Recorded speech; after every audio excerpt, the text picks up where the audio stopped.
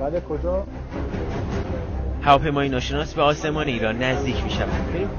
اولین هشدار صادر شد. Establish your communication. Identify yourself and remain clear. Over.